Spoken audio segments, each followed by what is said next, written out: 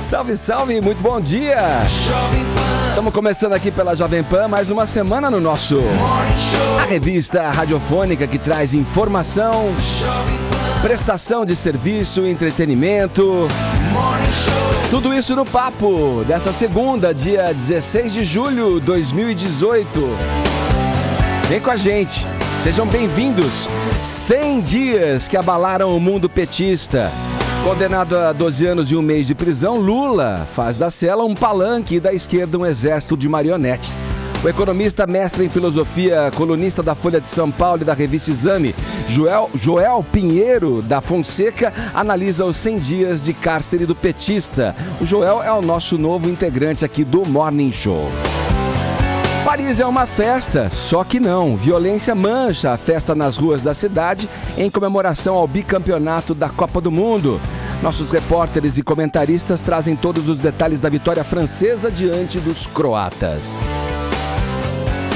A curiosidade como o Norte, com apresentação em São Paulo, um dos maiores canais do YouTube, comemora 10 anos de estrada e 10 milhões de inscritos. É gente pra caramba, hein? Já a gente recebe aqui no estúdio a Mariana Fulfaro e o Iberê Tenório, os criadores do Manual do Mundo. Fique para conferir, esses são alguns destaques do Morning Show que está apenas começando. Já de cara, duas boas-vindas a Joel Pinheiro Fonseca. Seja bem-vindo ao time do Morning Show, Joel. Valeu, Edgar, é um prazer e uma alegria estar aqui. Vamos nessa. Paulinha, muito bom dia para a senhorita. Temos aí já uma hashtag? Edgar, você não sabe.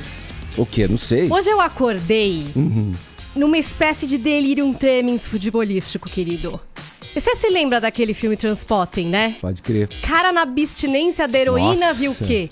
Uma criança andando no teto, um bebê. Exato. O meu caso mudou um pouco. Você viu o quê? Mbappé, com a blusa da seleção brasileira, ele corria para um lado, corria para o outro. Uma coisa louca, Edgar. Corria muito, hein? Demais. Pelo eu jeito. quase que não conseguia enxergar a velocidade desse homem. Eu via que ele tava com a amarelinha. Entendeu? Ah, com a nossa camisa? É, você entendeu? É uma loucura isso, é uma abstinência. A falta da Copa tá me pegando de um jeito que eu já acordo, assim, sem saber o que fazer. Então faltou Mbappé pra gente no teu sonho, no seu delírio aí. Foi essa mistura que deu pra mim, na abstinência. Eu não sei pra vocês. Como vocês estão lidando com isso, queridos? Não tem Copa mais. Não tem jogo hoje. Daqui amanhã não tem. Só.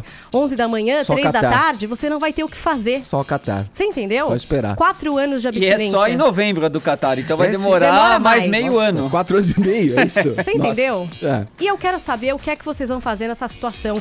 Hashtag Eu Sem Copa. Eu tenho certeza que você tem um meme. Você tem um GIF, você quer participar dando opinião aqui do Morning Show e usando a nossa hashtag, o seu tweet também faz parte da nossa transmissão. E se formos para os assuntos mais comentados deste país, Já queridos, sabe, hein? Tem prêmio aqui no Morning Show. Tem prenda. Hashtag Eu Sem Copa. Falado. E você participa também pelo nosso WhatsApp. 11 931 17009 é o nosso número. Conta pra gente o que marcou nessa Copa do Mundo da Rússia, hein? O que foi marcante pra você? A eficiência da seleção francesa? A seleção belga, que encheu os olhos de todo mundo, que garantiu o 3º lugar? O fracasso da Alemanha? As piadas de mau gosto dos brasileiros? Vai saber. As quedas do Neymar? Conta pra gente, 11 931 17009 é o nosso WhatsApp. Também tem prêmio pros participantes aqui, beleza? No mais, você pode acompanhar tudo em imagens, né, do Morning Show pelo nosso aplicativo da Jovem Pan, é o vermelhinho.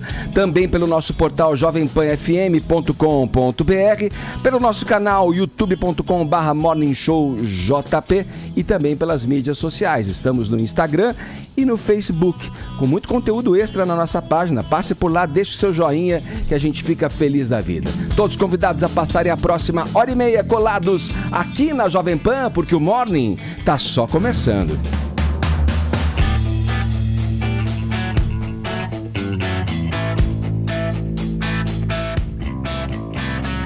Vamos lá, uma vitória de uma equipe jovem, pragmática, mais eficiente. A França venceu a Croácia por 4-2, sagrando-se bicampeã da Copa do Mundo.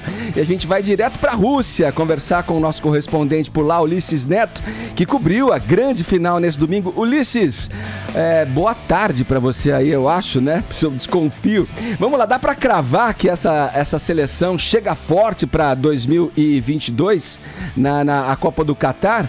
Se a gente considerar que aquela experiência não tão boa da França, depois de ser campeã em 98, saiu eliminada precocemente, dá pra cravar isso? É uma geração que dá esperança, né, Ulisses? Bom dia. Oi, Edgar. Bom dia para todo mundo que acompanha o Morning aqui em Moscou. Boa tarde já, 4h09 da tarde. Estou preparando as malas. Ulisses. Oi, Paulinha. Que aí? Pode falar, Ulisses, vai em frente. Tá bom, vamos lá então. 4h09 aqui em Moscou, tô preparando as malas. O Nilson César saiu para comprar regalos para sua família e tá todo mundo aqui já no clima de encerramento em Moscou, né? Não tem mais nada acontecendo por aqui. Por onde a gente passa tem gente com mala na esquina esperando o táxi chegar, esperando o transfer, porque a Copa acabou. E olha que a Paulinha falava sobre essa depressão pós-Copa, né? Tipo, acabou, não tem mais jogo. Eu acho que em Moscou é o inverso. O pessoal aqui tá, nossa, chega, né? Eles não aguentavam mais a zona que os estrangeiros fizeram aqui na Rússia. A gente já percebia no olhar dos policiais, Edgar. Porque durante toda a Copa, eles deixavam a gente fazer o que quisesse aqui, viu? O estrangeiro tava em casa, tava tranquilo. Só que agora que acabou a Copa, o bicho vai pegar. Entendeu? Então, vai tomar cerveja na rua pra você ver agora. É tipo aquele bebum que fica se estendendo demais no bar, o cara já vai pôr a cadeira em cima da mesa, varrendo o salão. É isso, a paciência acabou. Os policiais agora não vão permitir mais nada. Agora, sobre cravar a França na próxima Copa, Edgar, de jeito nenhum, não dá pra cravar nada, porque a seleção francesa é muito esquisita, eles acabam tendo algumas confusões internas. Você citou 98 para 2002, se a gente for olhar até a Alemanha, que é todo mundo direitinho, certinho, ninguém causa problema e tal, 2014 foram aquela máquina, e aí em 2018 foi uma vergonha, né? Então não ouso cravar nada. O que eu posso te contar é o seguinte, Edgar, em março mais ou menos desse ano, fevereiro se não me engano, eu fui lá no Camp de Loge, que é o centro de treinamentos do Paris Saint-Germain, para gravar uma entrevista com o Kylian Mbappé. Ele foi capa da revista 442 lá na Inglaterra, que eu trabalho também, e aí a gente teve a oportunidade de conversar com ele, e ele citou um negócio bem interessante. Falou, olha, a França tem muitos craques, e é verdade, se a gente olhar em todas as posições, a França tem craques. E aí ele disse, falta a gente formar um time, ainda não temos um grupo forte, e isso que a gente vai tentar fazer para a Copa do Mundo. Se a gente olhar o Mundial, foi justamente o oposto que o Mbappé falou. A França foi um time, não teve talento individual assim que despontou, que foi individualmente o grande craque, né? O Giroud, que é o atacante deles, o camisa 9, nem fez gol. É Giroud. Imagina o camisa 9 que não faz gol. Foi pior que o Gabriel Jesus, porque ele jogou mais jogos, né, na Copa do Mundo. Ulisses, mas olha, como tudo que envolve futebol é discutível, né? Porque assim, Drogba jogou um bolão, cara. O Griezmann, que jogador incrível, né? Quer dizer, tem talento, sim, individuais. O próprio Mbappé, a dupla né? de zaga, né? O Varane e o Tite, né? Muito seguro. Isso, o Varane não fez falta na Copa, imagine. Que zagueiro, sensacional. Mas em termos de equipe, por exemplo, você falando aí, eu poderia encaixar toda a tua fala em cima da equipe belga, por exemplo. A equipe belga encheu os olhos nessa Copa, né? Foi a grande sensação da Copa, na minha modesta opinião. Não sei se você concorda. Concordo, claro, a seleção belga foi espetacular também, e foi uma pena eles não terem conseguido chegar na final. E a gente olhar a própria seleção da Croácia, ontem durante boa parte do jogo atuou melhor que a França, né? Sim. Teve muito mais posse de bola, parecia que tinha um controle do jogo. O juizão argentino acabou dando uma prejudicada quando marcou aquele pênalti. Então foi uma Copa bem equilibrada, e por isso que eu acho que não dá pra cravar nada pro futuro da França. O pênalti ou a falta? Se a gente olhar o Kylian Mbappé, tem 19 anos, né? Vai ser moleque ainda quando chegar na próxima Copa, ainda vai ser novo, né? Mas a gente não sabe o que vai acontecer, se vai desandar, como vai ser, né? Então é difícil falar. O Griezmann renovou o contrato lá com o Atlético de Madrid, que é uma equipe importante, tradicional da Espanha, mas não é potência, né? Não vai entrar para disputar a Champions, dificilmente vai entrar para disputar a Champions, né? Então isso também pesa. O Pogba ainda, por mais que tenha feito uma Copa maravilhosa, ainda não cravou grandes atuações no Manchester United. Depende, é claro, melhor do Mourinho, a encaixar o time, por aí vai. Então é difícil, viu, Edgar? Até porque tem outras seleções muito boas com jogadores jovens, o próprio Brasil. O Tite, se continuar na seleção brasileira, imagino que ele vai desenvolver um trabalho muito bom para a Copa do Catar. Mais experiente, mais sabendo entender o que fez de errado nessa Copa, porque teve muita coisa, a gente já conversou aqui na rádio, que não funcionou nessa preparação para a Copa do Mundo, a família lá no hotel da seleção com acesso irrestrito, o irmão do Marquinhos reclamando, chiando, porque o Marquinhos queria ter sido titular e por aí vai. Teve muita coisa errada na seleção brasileira também, que eu tenho certeza que essa comissão técnica vai ajustar para a próxima. Não que vai, dá para garantir que o Brasil vai ser campeão, mas vai chegar forte de novo. A Alemanha também não vai se sentar em cima da catástrofe, né, do resultado horrível. Eles vão fazer coisa para mudar. Então, é difícil cravar qualquer coisa hoje, Edgar, mas esperamos que a Copa do Catar seja espetacular também. Você queria... que você tinha uma falou, dúvida, Ulisses, Caio. bom dia aí. Você falou que o juiz prejudicou com o pênalti. Na verdade, o que gerou a discussão foi a falta ou foi o pênalti? Aí gerou discussão também. Eu fiquei meio bravo que a França ganhou. Os dois.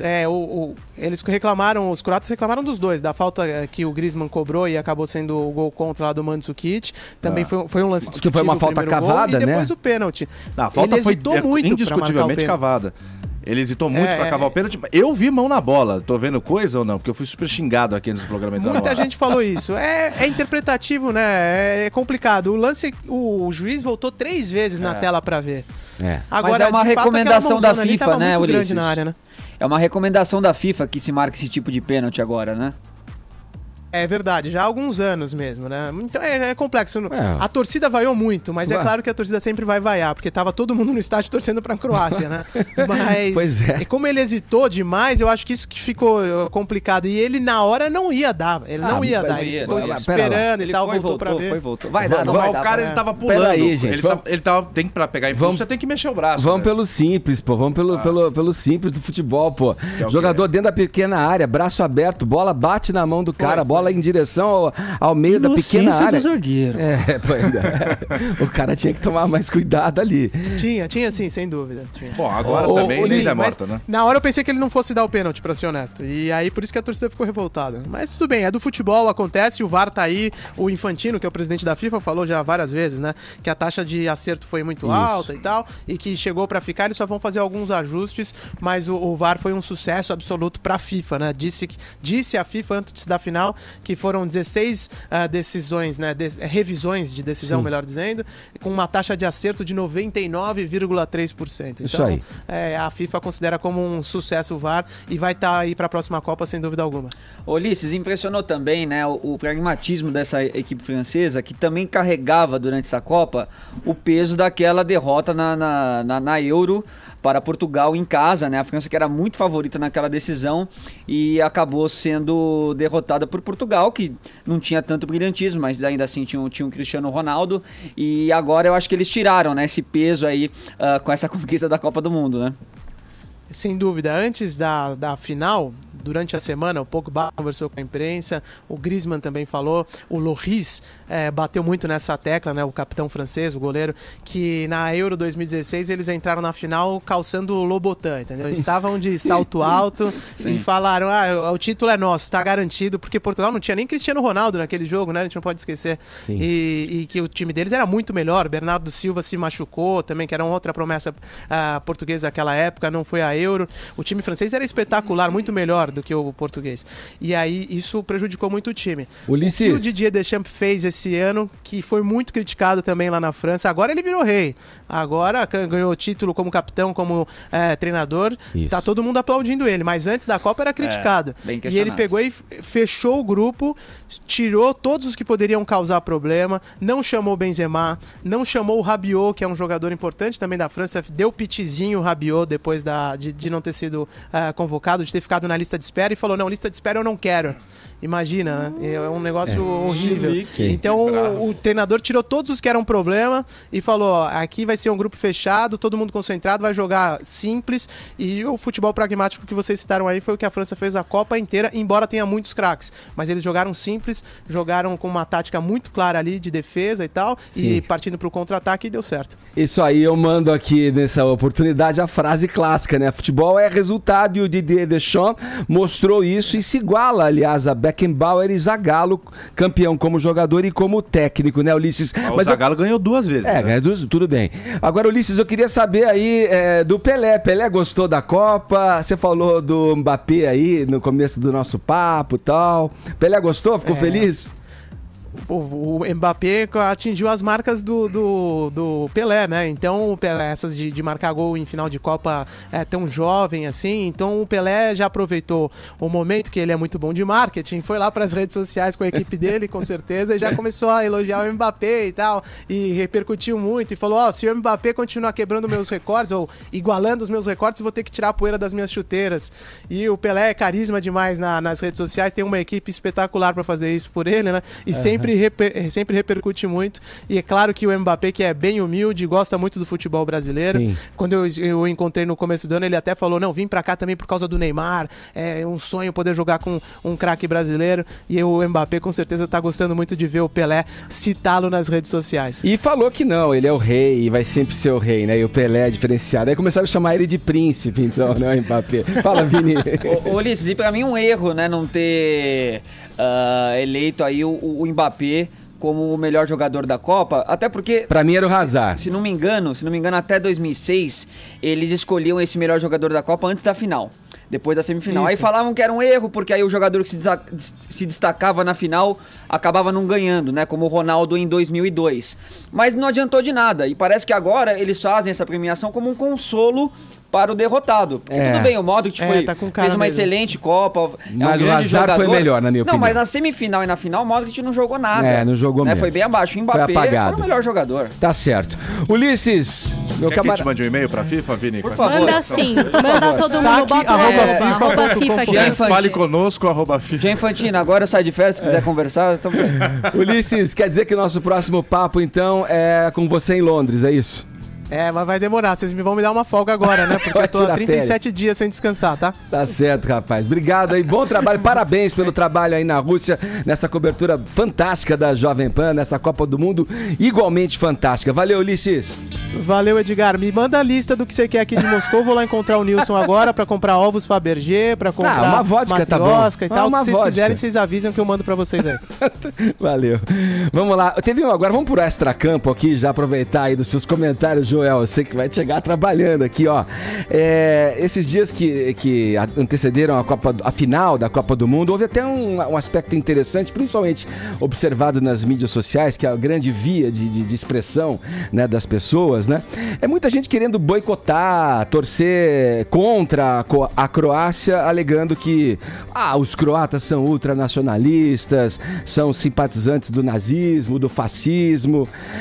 Esse levante fez algum sentido para você? Faz algum sentido, assim, essa manifestação? Como é que você viu isso? Achei gozado, né? Porque a maior parte das pessoas que eu conheço tava torcendo pra Croácia, né? Time menor, que não tá enfrentando a França. Torce pro mais fraco, né? Torcer pro mais fraco. E daí chegou esse papo em alguns grupos da mídia dizendo, não, mas é fascista, nacionalista. Veja, a Croácia tem sim uma história complicada de ter que lutar pela própria independência até muito recentemente. Então é um país que teve que lutar muito e tem muito orgulho nacional por isso. Às vezes pode até exagerar um pouco. Agora, isso não tem nada a ver com o time, ou muito menos o país, ser nazista, ser fascista. Eu estava lendo agora sobre um croata que tem um bar dedicado ao Corinthians, lá na capital da Croácia, né? Boa. E tava dizendo, não, mas ele veio aqui pro Brasil, daí que ele conheceu e falou, não tem nada a ver, assim, a gente não é nazista, não é fascista, é uma ultra minoria, como tem minorias de extrema direita em vários países da Europa, né? Sim. E sim, a Croácia no passado dela cometeu aí na Segunda Guerra, ou em outros momentos aí, também teve momentos muito de violência, de atos muito bárbaros. Agora, que nação não tem, né? Que país não tem? A França? Olha o que a França já fez, olha o que o nosso Brasil já fez. E essa história tá dentro do próprio time. O craque que a gente falou agora, o Luka Modric, sim. Ele tem o mesmo nome do avô ou do pai, Vini, não sei, me corrija se eu estiver errado, mas que foi morto e perseguido pelos sérvios, né? Na batalha ali. Então ele, quer dizer, tá dentro do próprio time. Essa história é muito recente. A história é muito recente. Né? Anos 90 estavam lutando, garantindo a própria independência da ex-Yugoslávia, né? E guerras muito violentas, um sentimento nacionalista muito forte, que tem seu lado bom para se afirmar e um lado que às vezes exagera também. Né? Fala, Edgar, eu não compactuo da opinião laifercista, né, de que esporte e política não se misturam, mas aí é um claro caso de exagero, né? As pessoas realmente misturam muito essas questões. Eu não sabia do bar corintiano, se eu soubesse teria torcido ainda mais para a Croácia, mas sabe por que eu torci para a Croácia? Porque a França bateu a seleção em 98. Você ficou chateado. Porque o Zidane, porque o Zidane foi o grande carrasco do Brasil. O carrasco, tem aquela questão da rivalidade, tem a questão de você torcer pro time que é o mais fraquinho, acaba chegando numa final com a superação, né, de ter passado por 3 prorrogações. Mas a Croácia bateu muito mais bola que a França ontem, hein?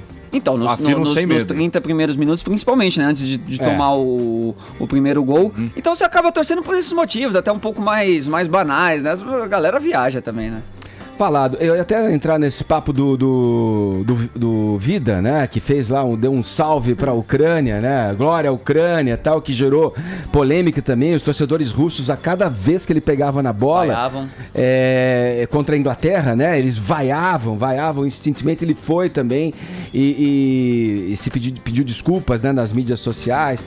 Tem todo um aspecto, é inevitável misturar as coisas, né, porque a Copa do Mundo, quer queira ou não, ela é um evento pura e simplesmente esportivo, mas ela reúne culturas diferentes, momentos políticos diferentes. Sim. E essa que eu acho que é a grande beleza também da Copa do Mundo, né? Dos povos se encontrarem, esses jogadores, por exemplo, de ascendência africana da seleção francesa, com mais de 70% dos nomes são nomes oriundos de fora da França, quer dizer, mostram uma coisa, os caras estão desenhando pra gente, né? A Copa do Mundo desenha como um simulacro da vida todas as dores e delícias, cara, que a gente vive na vida real, né? Exato, né? E ela mostra pra gente, é um palco do que poderia ser, né? A França, um país, um time muito mais integrado que o seu país.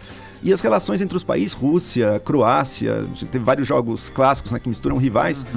Em vez da guerra, fazer o jogo, o esporte, a alegria aí, né? Então é uma... Boa! Seguindo, vamos lá, olha aí, mudando o rumo da nossa prosa aqui, um dos momentos mais bacanas dessa Copa do Mundo foi um papo pós-jogo entre o Casão, Casagrande, aliás, que emoção, hein, Casão? Foi.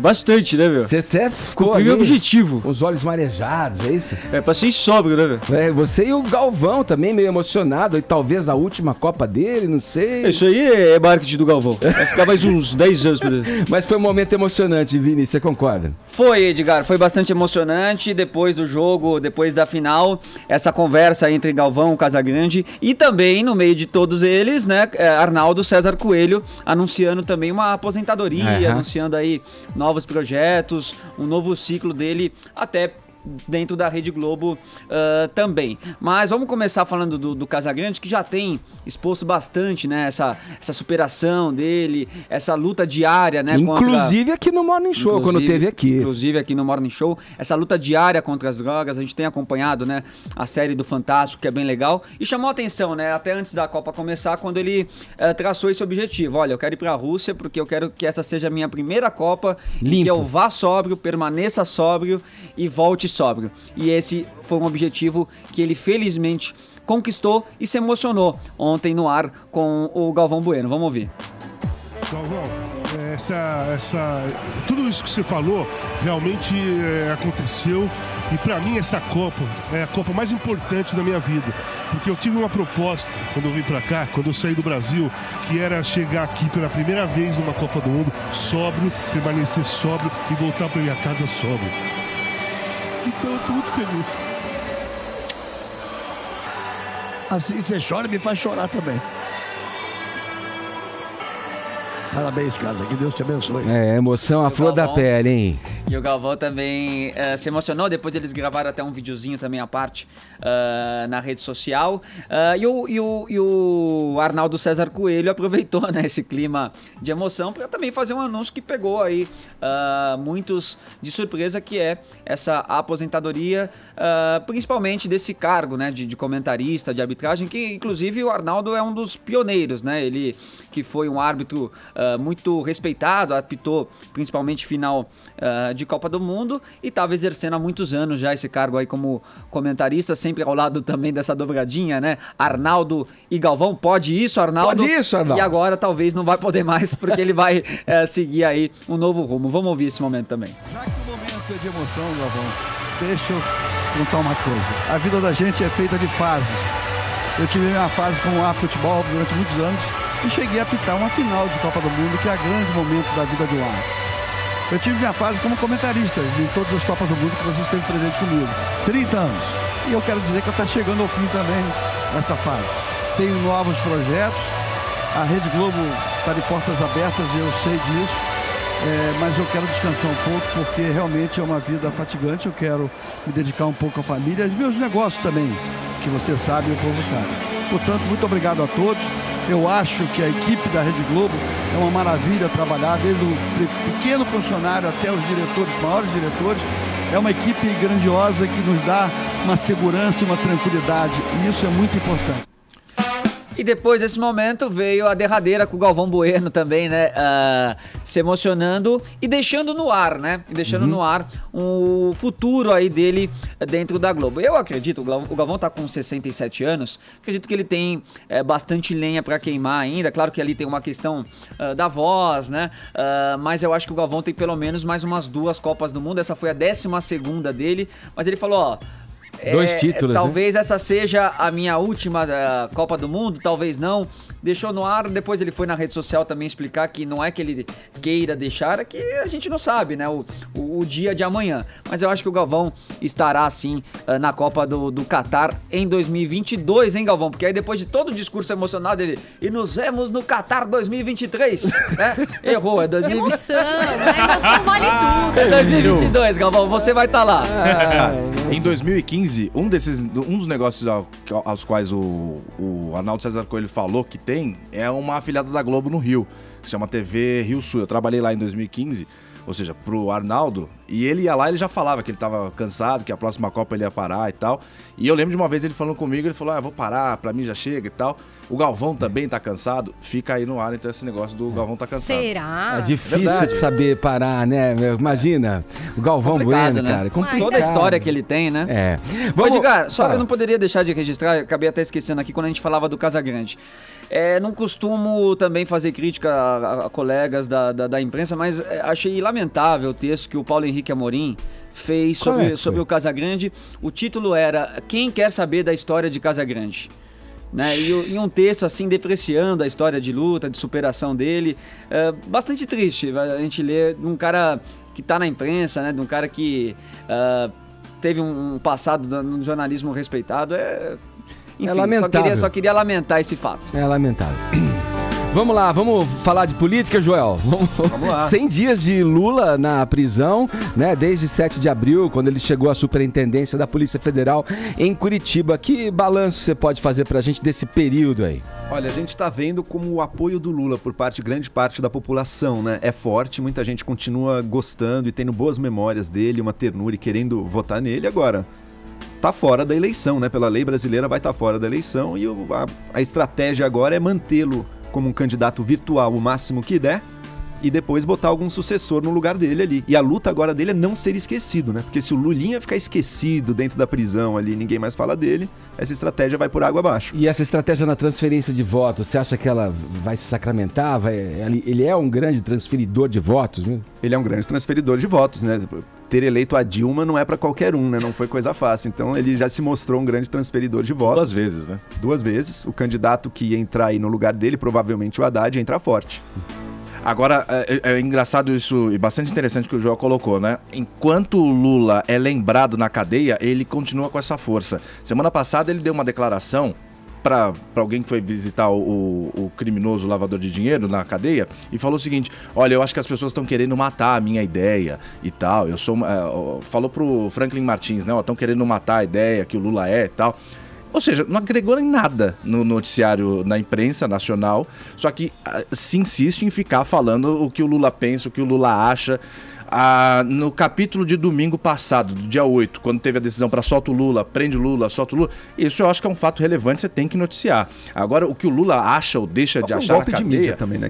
Também foi um golpe de mídia ali, digamos. Mas é um fato relevante, eu acho que você tem que noticiar. Agora, o que o Lula acha ou deixa de achar na cadeia, tinha que todo mundo falar: meu querido, você está preso, você não tem direito a mais nada, fique preso e assim continue, e não interessa saber o que ele acha ou deixa de achar, porque você continua dando palanque, na minha leitura, pro Lula, pro corrupto lavador de dinheiro. E a única ideia que o Lula representa é a ideia de reeleger o Lula, né? Não existe mais nada. A única ideia é ele mesmo ali. Não tem mais nada. E tá tendo agora um monte de reviravoltas também não, um monte não, mas tá tendo algumas reviravoltas na defesa do Lula. O Sepúlveda Pertence, que foi ministro do Supremo Tribunal Federal nos anos 90, ele diz... O jornal o Globo, que ele entregou uma carta para o filho dele levar até a Superintendência de Curitiba, da Polícia Federal, onde o Lula está preso, manifestando uma vontade de deixar a equipe de advogados do Lula. Por quê? O advogado principal, aquele que aparece mais na televisão, o Cristiano Zanin, que tem o cabelo ralinho, loiro, e a esposa dele são partes da equipe de advogados do Lula. Perfeito. Agora, eles criticaram muito, eles não se dão bem com o Sepúlveda Pertence, principalmente desde aquele episódio que o Sepúlveda falou: olha, a minha estratégia é pedir no Supremo Tribunal Federal prisão domiciliar pro Lula.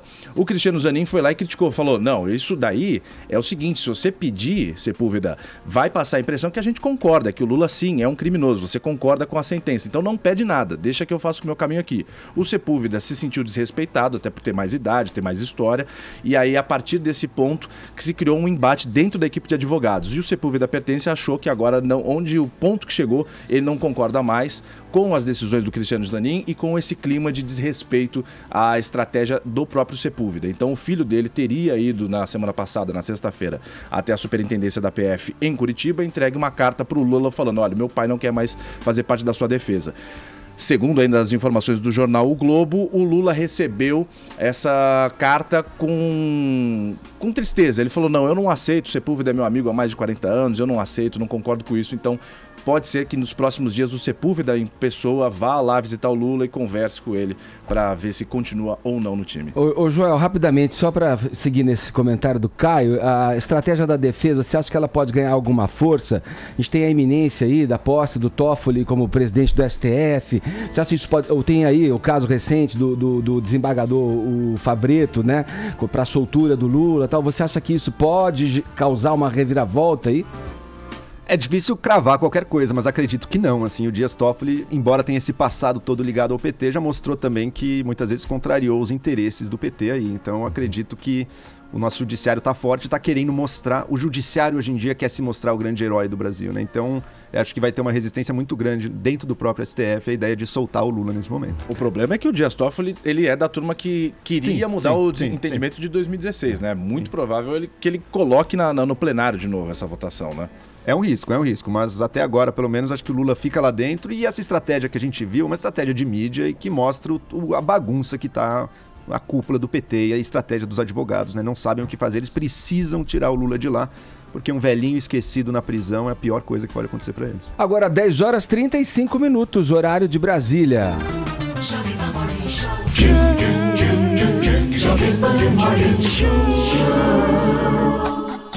No Brasil dos zilhões de impostos e da burocracia, empreender é uma atividade de risco. No Brasil da educação precária, atiçar a curiosidade para temas como tecnologia e ciência também é uma atividade de risco. No Brasil em que os youtubers surgem como ervas daninhas, ser um deles é, sim, claro, uma atividade de risco.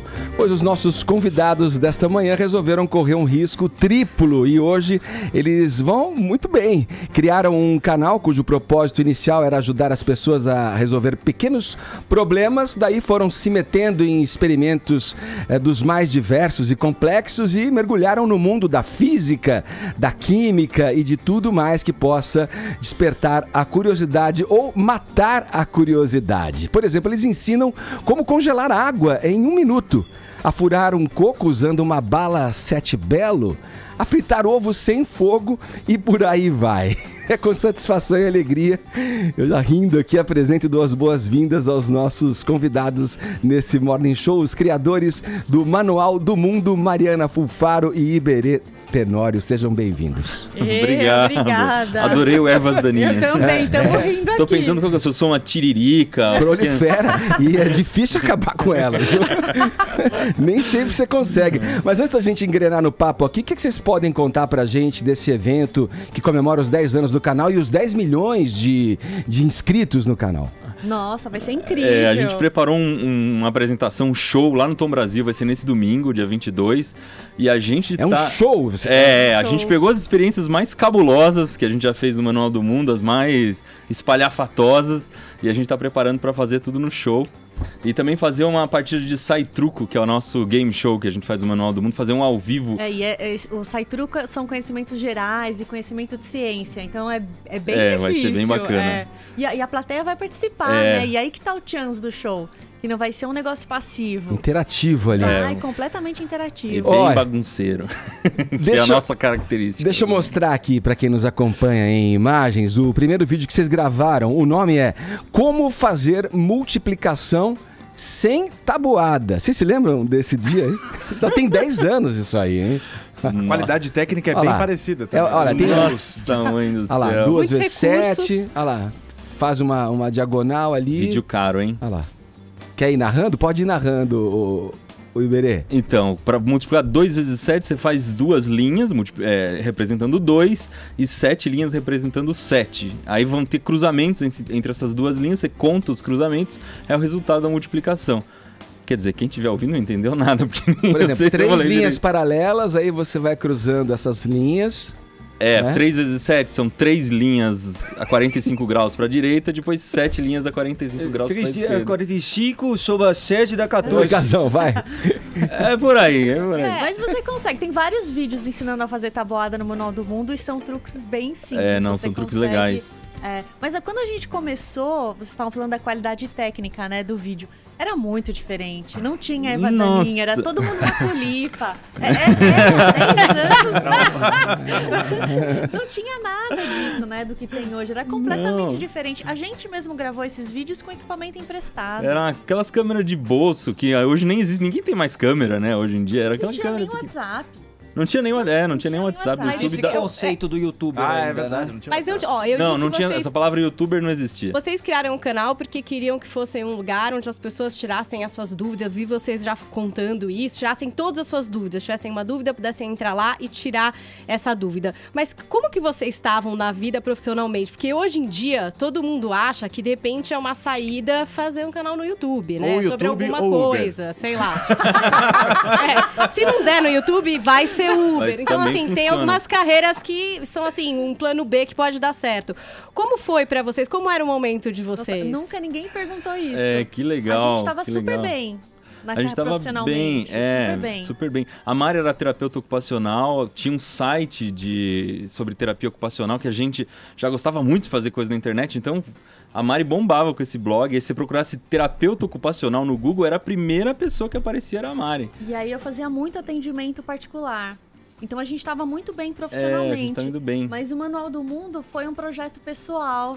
E a gente queria mesmo compartilhar conhecimento, queria mesmo empoderar as pessoas. E aí foi acontecendo. Porque não tinha YouTube, né? Não tinha, não dava dinheiro nenhum. Vocês saíram da carreira de vocês, então, para se dedicar...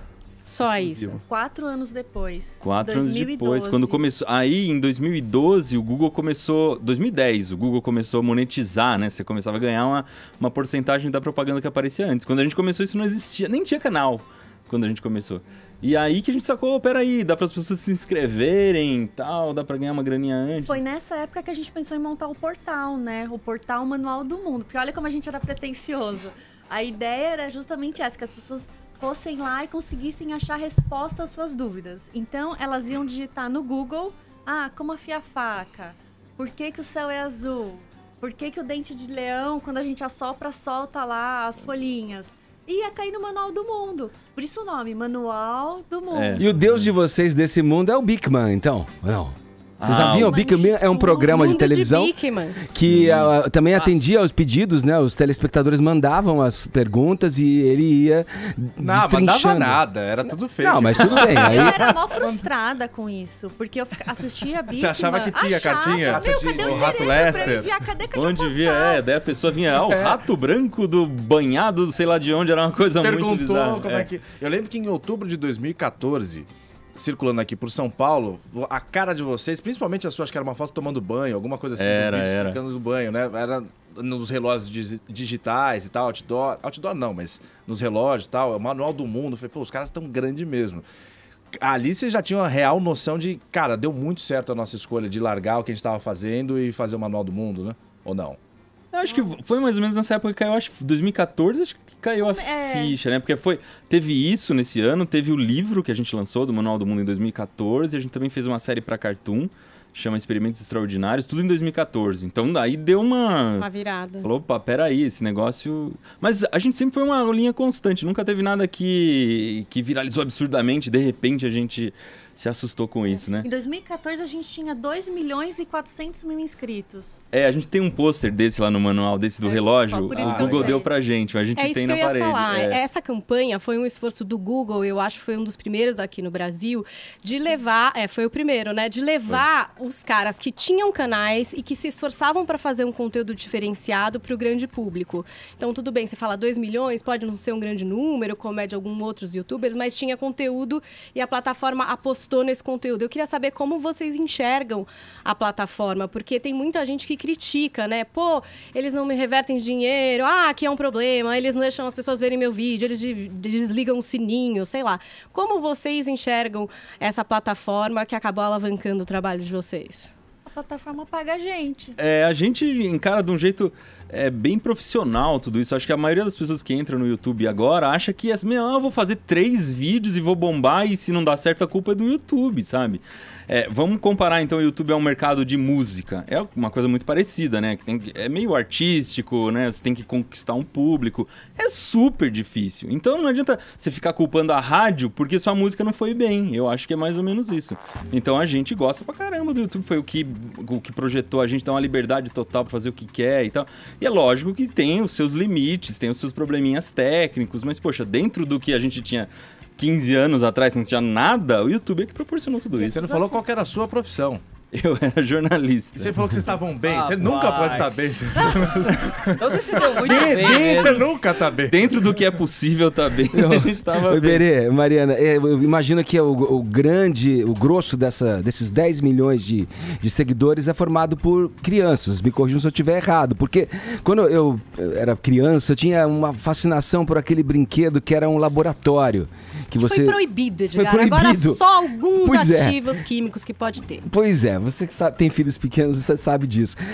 Qual é o público de vocês? Vocês têm os analytics que permite que você saiba, né, quem é o teu público? 70% é adulto. Adulto, olha. Surpreendente, hein? Evidente. Por que da pena? Você vê, né? Por que da pena? Você gosta da tem pena? várias explosões, né? O negócio... Você gosta, né?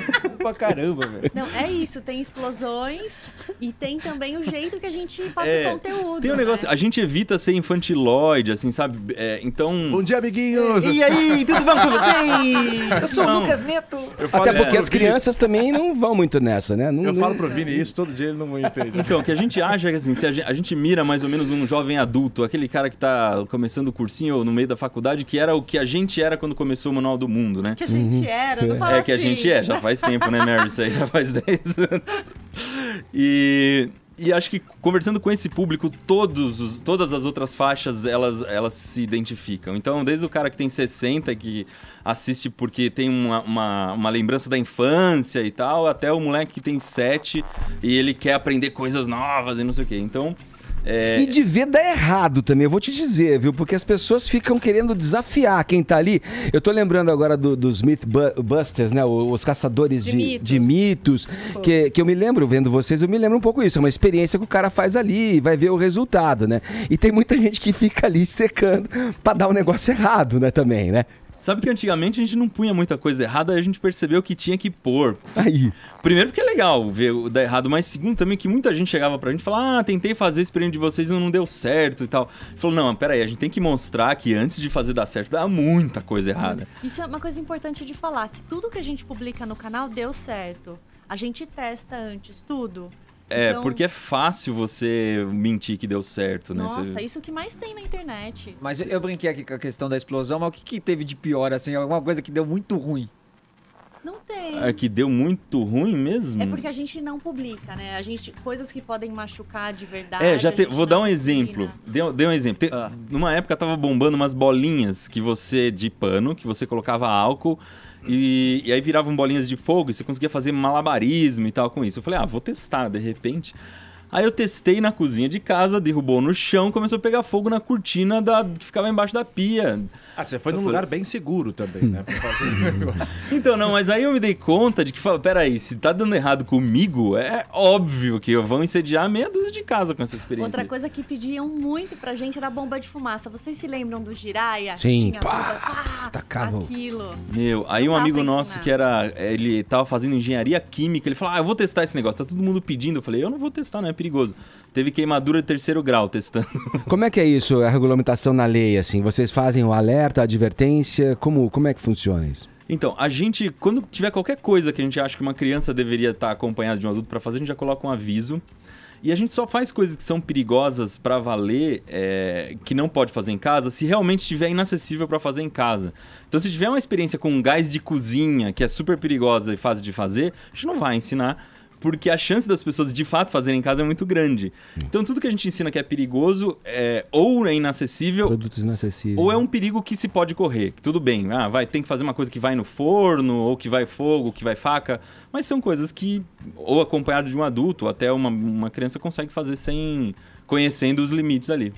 A gente usou aqui a expressão erva daninha para falar de youtuber, que, enfim, eles crescem mesmo, se proliferam e muitas vezes expõem a sua vida e opinam e às vezes se dão mal. A gente teve o exemplo do Cossielo agora. E eu queria saber como vocês lidam com isso, porque vocês criam exatamente um conteúdo, mas não exatamente expõem a vida de vocês e opinam sobre tudo, né? Eu até vi uma entrevista onde vocês falavam que poupam, por exemplo, a filha de vocês de estar aparecendo por aí, porque depois ela vai ser cobrada, né, para ter nota boa na escola em ciência, física, sei lá o que pode acontecer no futuro dela, sendo a menina filha do Manual do Mundo, né? Como que vocês veem isso? Porque vocês são youtubers e fazem conteúdo. Vocês sentem essa responsabilidade de ter que opinar, de ter que falar ou de não falar? Como que é isso para vocês? Eu acho que a gente sente e a gente paga o preço, né? Porque nesse mundo, todo mundo mostra tudo. Então a gente perde engajamento, a gente perde visualizações, a gente perde com isso, tem o ônus. Mas a gente acha que para nossa família, para nossa vida é melhor.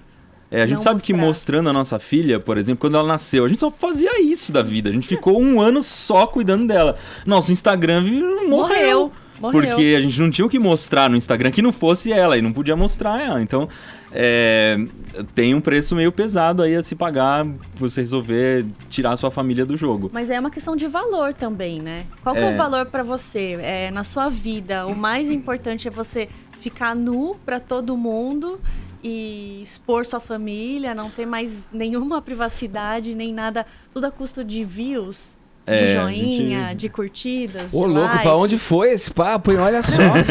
Aos nus. Mas é verdade. Querida, é Manual do Mundo. Você tá entendendo? É mundo aqui que a gente tá falando. Vocês vêm de áreas diferentes, né? Totalmente distintas aí, né? Improváveis pra quem tá fazendo o que vocês estão fazendo e tal. Tem alguma equipe que auxilia nisso? Físicos, químicos? Enfim. Sim, temos um físico. Desde o início, não? Imagino que no início não, né? Não, no início era só a gente, mas a equipe foi crescendo, né? Ao longo desses 10 anos. Hoje somos em 15 pessoas. Caramba, é bastante gente. Rapaz. E tem físico. Tem um físico que trabalha fixamente lá no manual agora. Então ele ajuda não só nas explicações, mas até a montar coisas que a gente tem dúvida e tal. Nossa, é muito... E tem muito experimento para fazer ainda? Tem muito material para... Pra queimar? Pra explodir? Queimar? Olha, tem. Porque ao longo desses 10 anos a gente foi tendo mais ideia do que dava tempo de publicar. Então tem uma coleção lá, sei lá, né? Umas 1000 ideias ainda que estão enroscadas. Tem um submarino, estão falando aqui no Twitter, o Beta84. Tem. Pensei que ele tinha dado o nome já pro submarino, Beta84. Não, o nome dele é Beta84, falou, fala do submarino, como está esse projeto? Já tem alguns anos que sempre o primeiro vídeo do ano é um barco. Um barco, alguma coisa de mar. De verdade, um barco navegando, que uma pessoa navega no barco. É mesmo? O Edgar é fã de barco. Amo. A gente já fez barco de origami. Sou mestre amador, cara. Já fez bici-barco, né? Já fez barco de garrafa PET, de silver tape, de papelão. É tipo pedalinho, vamos... tipo um pedalinho, mas era com a bicicleta mesmo em cima. Demais. E aí, nesse ano, vai ser um submarino, Aí a gente resolveu chutar o balde pra 2019 e o primeiro vídeo de 2019 vai ser um submarino tripulado, velho. Ô, louco, hein? Uhum. Ousado. Responsa, hein? Responsa. Vou fazer esse aí também, vou fazer. Esse definitivamente não rola muito. Mas tá no projeto ainda, a gente tá fazendo, porque tá bem difícil, pra falar a verdade. Vocês falaram dessa equipe agora que vocês têm, né? E vocês ficam até um pouco mais amparados aí pra poder fazer o tipo de conteúdo. Mas já rolou uma encheção de saco, assim, de alguns especialistas da área, de algum vídeo que vocês fizeram, falando, não é assim que se faz, é de outro jeito. Já teve esse tipo de coisa? De abordagem? Já, acho que sempre tem, mas as pessoas, a gente tem a sorte... Sério, os comentaristas de internet são tão agradáveis, né? Não, eu digo assim, mais de especialista mesmo, né? Que... Mas eu acho que é pouco porque a gente, quando erra, já conserta rápido. Era bem... Já aconteceu algumas vezes da gente colocar o vídeo e tirar meia hora depois, corrigir e publicar de novo. Sim. Porque tinha algum errinho lá, a gente já percebeu no comentário e colocou. Agora a gente tá bem mais cuidadoso, é muito difícil de acontecer. E a gente tem mais conhecimento também, né? Depois de 10 anos. É o que a gente aprendeu ao longo desse tempo. Mas no geral não acontece, porque o pessoal gosta muito de que a gente traga pessoas para a área delas, né? Então quem ensina química, olha lá, pô, tem uma molecada se interessando por química, tá todo mundo gostando de química, então tem esse lado bacana. E tem as críticas muito construtivas, né? A gente recebe muitas críticas construtivas e as pessoas indicam nomes. Então, você fez um vídeo de química, então olha, tem esse cara aqui que tem um canal de química, chama ele pra fazer um vídeo. Legal. E a gente, vira e mexe, aparece, a gente leva pessoas lá pra explicarem alguma coisa que a gente não sabe explicar e tal. Esse ponto que vocês tocaram, desculpa. Não, pode falar. Esse ponto que vocês tocaram eu acho muito interessante. Tava conversando até ontem, final de semana, com um sobrinho, e a gente tava falando sobre isso, né? Ele faz física na Unicamp, e assim, eu falava, olha, era uma negação, eu contando pra ele, eu era uma negação em matemática, não suportava matemática, mas eu amava física, por exemplo, quando tinham aulas que eu conseguia transferir para um uso prático, para um sentido real na minha vida. Então, as aulas de trabalho, de ótica, quando tinham as experiências em laboratório, eu amava aquilo, né? E quando era só cálculo, eu abominava, eu detestava, ia super mal. Mas eu ia bem. E esse trabalho que vocês fazem, eu acho que é um grande diferencial, inclusive educativo, para a parte de educadores mesmo, entenderem cada vez mais que essas experiências práticas, que essa saída até do aluno da sala de aula para uma experiência mais prática, elas surtem muitas vezes mais efeito do que uma aula teórica, maçante, chata. Isso me parece muito óbvio, mas ainda não mudou na nossa educação, né? Tá muito longe de mudar isso. E a gente percebe que também é difícil as pessoas terem acesso às coisas para fazer, as experiências. A gente tenta no Manual do Mundo simplificar o máximo possível. Mas as coisas fáceis a gente quase esgotou já também, né? Foi. Mas agora você resumiu o Manual do Mundo. Muita gente classifica o Manual do Mundo como um canal educativo. E a gente se autodenomina como entretenimento educativo, porque a gente não tem a pretensão de substituir a escola ou de passar conteúdo didático. O que a gente quer mesmo é instigar a curiosidade das pessoas. É isso, a pessoa foi lá na aula, aprendeu ou não, mas aí ela vem no Manual do Mundo, faz um experimento que dá lá um gostinho nela, e se ela não aprendeu, ela vai voltar com gostinho com lá pra vontade sala de aprender. Exatamente. E a partir daquele experimento seguir adiante, aí aprofundando o conhecimento, né? Um professor de verdade, né? Exato. Mariana Fulfaro, Iberê Tenório, eles que compõem o Manual do Mundo, esse sucesso. Vamos lá, vamos falar. O programa tá no YouTube, né? Vocês têm lá, como a gente disse, esses 10 milhões de inscritos no canal, tal. Já tem 10 anos que vocês estão à frente disso. O que mais que a gente deve saber a respeito do projeto? E passa o serviço da apresentação show, de novo, né? Do show, o show. Domingo agora, 5 horas da tarde no Tom Brasil. Show do Manual do Mundo. Os links para os ingressos estão lá nos nossos vídeos, tem o linkzinho embaixo de todos eles. Fechado. Obrigado. Muitas explosões. Cuidado, gente. Sai de perto. Valeu, Mariana. Valeu, Iberê. Obrigado. Obrigada. Aproveita então da pena, da hora certa aí pra gente, já que você tá aí com a gente, pô. 11h03, horário de Brasília, velho. Jovem Pan Morning Show. Jovem Pan Morning Show.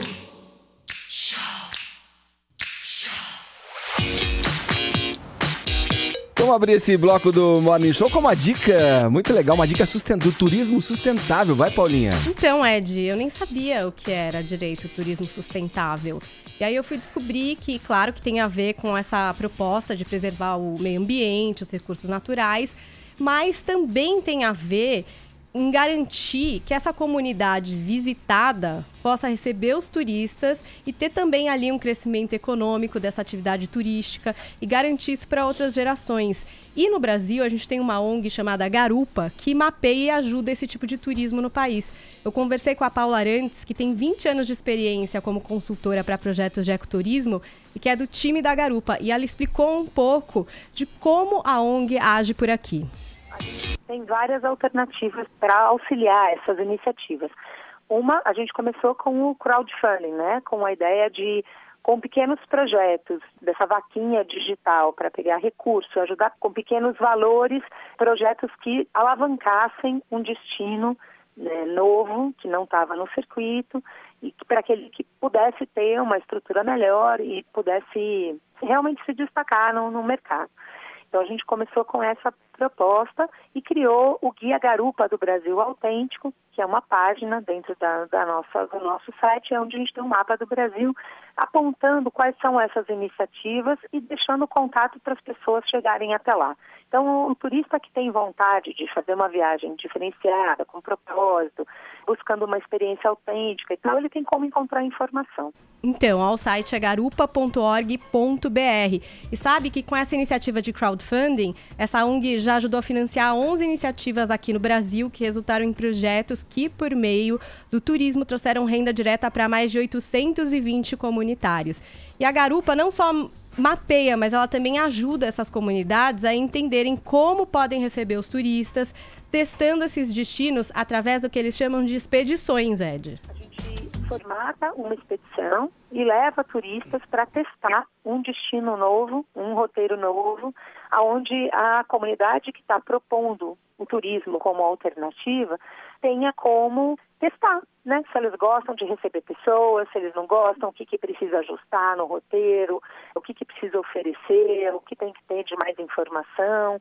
Por exemplo, nessas expedições que a gente está fazendo agora, que se chamam Serras Guerreiras de Itapuruquara, são expedições de turismo em terra indígena, de base comunitária, é uma iniciativa realmente pioneira no país.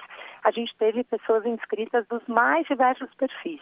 Pessoas desde jovens de 20 e poucos anos que estão na faculdade, mas que se interessam muito pelo tema das questões indígenas e pela Amazônia, por essa coisa de ter uma vivência autêntica com povos originários, como eles falam, e tentar interagir com o mais autêntico da Amazônia, como a gente tem pessoas aposentadas que têm esse interesse de fazer uma viagem e conhecer esses povos no Brasil. Ó, se você ficou interessada nessa expedição Serras de Itapuruquara, você pode acessar o site www.serrasdeitapuruquara.org. Essa viagem é até o município de Santa Isabel do Rio Negro. E aí você vai para lá para conhecer as terras indígenas Médio Rio Negro 1 e Médio Rio Negro 2, numa aventura amazônica que é guiada pelos povos que vivem nesse lugar há milhares de anos. A To Go Travel é parceira da Garupa, viabiliza também muitas viagens de turismo sustentável. Eu achei incrível, não sabia, Edgar. E agora eu vou entrar lá no mapa para saber de todas essas possibilidades aí espalhadas pelo Brasil. Lembrei quando você falava aí, dando essa dica aí, né, daquela frase célebre, né, para quem vai fazer turismo, a única coisa que você leva do local que você está visitando são as fotografias, certo? Não tirar nada. Boa. Vamos girar o assunto. Ô, Vini, caramba, a festa do caneco foi manchada lá na França, em Champs-Élysées. Os caras levantaram o caneco, mas foi tiro, porrada e bomba por lá. Que isso? Foi só confusão. Tumulto, agressões, começaram a atirar pedras, garrafas, entre outros objetos, né? E foi o que a gente acompanhou, foram verdadeiras cenas aí de vandalismo, realmente, como você falou, lá numa das principais avenidas, né? De Paris, a Champs-Élysées. A gente tem algumas imagens aí, né, Edgar, dessa violência, né? Muitas pessoas foram agredidas, muitos estabelecimentos comerciais foram depedrados, né? Então realmente foi assim, da festa ao caos, né? Isso é na Croácia, né, que perdeu? Oi? Isso é na Croácia que perdeu? Na Croácia então, parece que perdeu o título, né, Caio? Mas não, é da França, realmente foi bicampeã do mundo, mas a galera perdeu a mão depois, na comemoração, né, Edgar? É lamentável, né? Pô, um momento de celebração, de unificação ali, né? Tanta coisa representada nessa Copa do Mundo, é lamentável, né? Sempre triste quando a gente vê aí quebra-quebra, né? Pessoal correndo, bomba de gás lacrimogêneo, polícia. Mais de 4 mil policiais foram chamados aí para conter, precisando agir, enfim, toda essa euforia. Já tinha, claro, toda aquela preocupação de atentado, né? Até pelo que aconteceu em novembro de 2015, os atentados lá na França, mas realmente o que aconteceu foi essa rebeldia aí de boa parte, né, dos que estavam ali acompanhando, vibrando, comemorando, até boa parte do jogo, mas depois acabou virando essas cenas aí que nós estamos assistindo, saques, lojas invadidas. Só para mensurar o tamanho, para você que só tá no rádio ouvindo a gente, fica o convite para depois ir no YouTube, porque os vídeos estão todos separados aí pelo Vini na nossa página também. Gente apedrejando o ônibus, quebrando todas as vidraças. É pior que as manifestações de 2013 aqui no Brasil, com quebra-quebra, gente viraram carros, viraram carro, invadiram e saquearam loja. Tá louco, cara, tá maluco. A França é um país de muitos conflitos, né? A gente vê a seleção francesa que dá esse exemplo, né, de multiculturalismo, de integração. A França em si não, né? Você tem uma segregação muito grande nas periferias, você tem conflitos sociais aí muito fortes e nesses momentos a coisa aflora, né? Cenas muito tristes. Lamentável mesmo. Coloca água no chope da festa. Estraga um pouquinho. Estraga um pouquinho. Vamos lá. Perdeu o clima. Os caras quebraram. Não, sim. Não, eu tô falando que não tira o brilho da conquista francesa, mas a comemoração acaba estragando, sim. Paulinha, como é que estão os nossos tuiteiros aí, hein? Agora que a Copa do Mundo acabou, o que eles estão na ressaca também? Tá maravilhoso, na abstinência da Copa? Hashtag Eu Sem Copa entre os assuntos mais comentados do Brasil. Tô bem. Vamos começar. Evidente. Tá todo mundo nessa depressão. Leonardo Caliandros. Hashtag Eu Sem Copa. Eu sem Copa vou almoçar na cozinha. Uma piada frequente que aconteceu durante a Copa do Mundo. Muito boa. Mano Beto, hashtag Eu Sem Copa, tá mais ou menos assim. Um vazio, sem gol, sem hexa, um monte de sem nada, tudo junto e misturado. E um gato em tédio, em situação de tédio. Zé Mauro, hashtag Eu Sem Copa, sentirei dores insuportáveis e muito Neymar rolando com várias dores, que é claro, ele foi muito atacado nessa Copa, esse homem. Coitado. É isso, estamos entre os assuntos mais comentados do Brasil. Hashtag Eu Sem Copa, hoje tá valendo prêmio. Tá na abstinência também, Caio? Da Copa? Porque aí tem que trabalhar, né? Só o resto trabalhar. Tava saindo mais cedo, nos dias de jogos. Nossa, bom saber, querido. A cara da Paulinha. Interessante, que legal. Tá sabendo disso, hein? Mas calma que hoje tem Copa do Brasil, Edgar. Volta depois de ver esses galera, jogos. Vamos ter Campeonato Brasileiro. Nossa, que fim esses de grandes feira, jogos, né? Depois de acompanhar aquela transmissão, né, impecável. Quer dizer, com algumas mancadas também da transmissão da FIFA, porque tinha uns replay ali meio, não dá pra entender muito bem, né? E a invasão, a gente não comentou da invasão, né? É verdade. A invasão durante o jogo, né? Eu acho que foi de alguns militantes, se não me engano, né? Do Pussy Riot. Feministas, né? Isso daí, que acabaram invadindo lá e a FIFA espertamente acaba já cortando as imagens, né? Pra não mostrar muito, mas deu pra ver um pouquinho aí dessa invasão que rolou durante a final. E esses vídeos que circulam tal, pela internet, você vê lá o sabão que a dupla tá levando ali, né? Em russo não dá pra entender, obviamente, o que o cara diz ali, mas não é nada amigável. O Pussy Riot não é nada amigo do governo, do né? Putin, já né? teve duas das meninas que ficaram presas, acho que por 20 e tantos meses. Até no House of Cards, quando a Claire fica presa, tem uma mina do Pussy Riot lá, que é simbolicamente ali. A Claire fica presa? Quando ela vai pra Rússia, lembra? Ela fica na prisão, lembro. aí É brincadeira. ela interage com algumas pessoas. É brincadeira. Não, amor, é bem antigo, dá pra falar já. Exatamente. Agora quem deu spoiler foi você. Eu tava um capítulo dessa série. Vamos continuar fora do Brasil. Vamos com a nossa editoria internacional agora destacar, né? O destaque de hoje tem como base a seguinte frase: a União Europeia é nossa inimiga. Quem disse isso? Vamos lá, vou dar alternativas aqui pra vocês. Alternativa A, Neymar. Alternativa B, os croatas. Alternativa C, Anitta. Ou alternativa D, professor Vila, Marco Antônio Vila. Vou até colocar mais uma aqui, NDA. Alternativa E. E aí, hein? E aí? Posso responder? E aí, quem falou essa frase, Caio? Alternativa nenhuma. Todas elas estão erradas. Nenhuma das alternativas anteriores. Foi o presidente Donald Trump que disse isso. Em uma entrevista no fim de semana à rede BBC. Ainda não. Mas enfim, numa entrevista à BBC ele falou o seguinte... O jornalista perguntou, quem que vocês consideram amigos ou inimigos? Aí o Trump virou e falou, olha, a União Europeia é nossa inimiga, pelo jeito que eles lidam com o comércio e tal. Mas ele falou outras coisas também, ele mencionou, eu separei aqui, a China, ele também falou que temos muitos inimigos. Acredito que a União Europeia é um inimigo pelo que eles fazem. A Rússia é um inimigo em certos aspectos. A China é na economia, mas isso não significa que eles são maus. Significa que são comprometidos. O mundo inteiro é inimigo deles agora nessa perspectiva, né? No olhar do Trump, o Trump trouxe isso, né?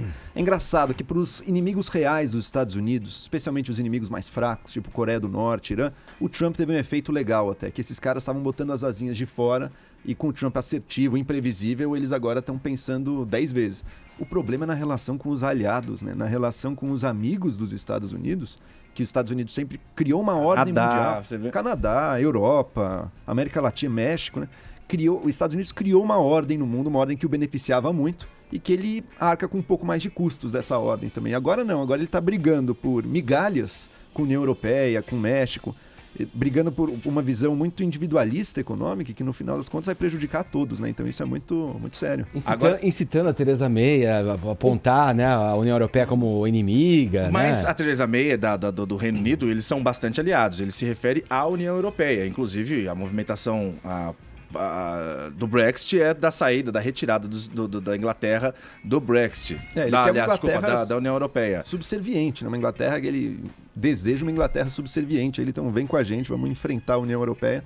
Mas o mundo ganha se unindo, né? O mundo ganha trocando, então vai ser muito complicado. Agora, meu caro Joel, essa declaração do Trump, essa entrevista à BBC que ele fala, ele coloca a União Europeia como talvez um inimigo, acontece num pilar entre dois episódios, dois dias fatídicos. A sexta-feira, que ele estava na Inglaterra, teve lá com a Rainha Elizabeth, e essa segunda-feira que ele está em Helsinki, na Finlândia, para se encontrar com o Putin. E nessa declaração que ele fala, a União Europeia são os nossos inimigos, a Rússia também. E ele está com o Putin desde as 7 horas da manhã, horário local aqui de Brasília. Na verdade, era previsto para 7 da manhã aqui de Brasília, 10 da manhã lá em Helsinki, o encontro entre Putin e Trump. Mas começa numa queda de braço. O Putin chegou só hoje de manhã, pegou o avião hoje por conta da Copa. O Trump já está na Finlândia desde ontem. Estava marcado para 7 da manhã. Aí o Putin, para talvez mostrar um certo poder, chegou com 1 hora de atraso. Aí o Trump virou e falou, ele tá atrasado? Eu também não vou sair do hotel. Aí ele conseguiu chegar mais atrasado ainda no Palácio da Presidência da Finlândia, onde foi esse encontro agora. O que eles vão tratar? Questões muito delicadas, sobretudo a acusação de espionagem da Rússia nas eleições de 2016, inclusive, prejudicando cara, democratas. Tem um post da Hillary Clinton falando exatamente isso, dando uma cutucada nesse encontro em função disso que você está exatamente dizendo pra gente aqui, né? Falando, vamos ver de que lado então está, né, o nosso presidente. Exatamente. A Rússia ajudou na eleição do Trump, né? O interesse da Rússia é causar a confusão, o caos nos Estados Unidos, então para eles o Trump era o nome ali, né? Ele gosta de causar. Hoje, já de manhã, ele foi no Twitter antes do encontro e falou, olha, as nossas relações entre Estados Unidos e Rússia nunca tiveram tão ruins, graças a muitos e muitos anos de bobeiras e estupidez americanas. Aí ele tá falando que agora ele quer consertar isso e tal, vamos ver o que vira. Ele vai tratar sobre também a Crimeia, a questão da Crimeia, que expulsou a Rússia em 2014 do G7, vai tratar de a Síria, os Estados Unidos e a Rússia, eles fazem uma caçada ao Estado Islâmico na Síria, porém em frentes opostas. O governo russo apoia o governo sírio, Bashar al-Assad. Já os Estados Unidos apoiam a caçada ao Estado Islâmico, só que apoiando os extremistas que são radicais contra o governo. Então são questões bastante delicadas. Teve também o ataque em abril, as questões das armas químicas, que teve repúdio por parte dos russos ao ataque feito pelos Estados Unidos. Enfim, vai ser um encontro que já deve estar terminando, vai dar o que falar. A atriz Scarlett Johansson desistiu de um papel que falamos há pouco aqui no Morning Show. Ela viveria uma trans, Paulinha, é isso aí, né? E agora, um homem trans, Um homem trans, o público chiou e ela desistiu do papel. Como é isso? Pois é, Ed. Como é? A gente falou aqui dessa polêmica porque, a princípio, ela iria fazer esse papel, ela foi criticada e aí veio uma resposta da assessoria de imprensa dela que também não caiu bem. Então, acabou virando um problemão de PR para ela resolver, né? Porque a resposta era: falem para eles, os críticos, mandarem suas mensagens para Jeffrey Tambor, Jared Leto, Felicity Huffman, também falarem sobre esse assunto, que eram atores cis e que interpretaram trans em séries e também em filmes. E aí essa resposta não deu certo e aí virou um problemão mesmo. Vários atores transgênero se manifestaram, entre eles aquela menina dessa série Sense8. E o que ela colocou, que é um ponto que é esse que incomoda as pessoas que criticavam a Scarlett Johansson, é que atores trans não têm oportunidade de interpretar outros tipos de papel no cinema, né? Então, assim, não conseguem nem fazer teste. Então, uma mulher trans não consegue fazer um teste para uma personagem que é apenas uma mulher, né?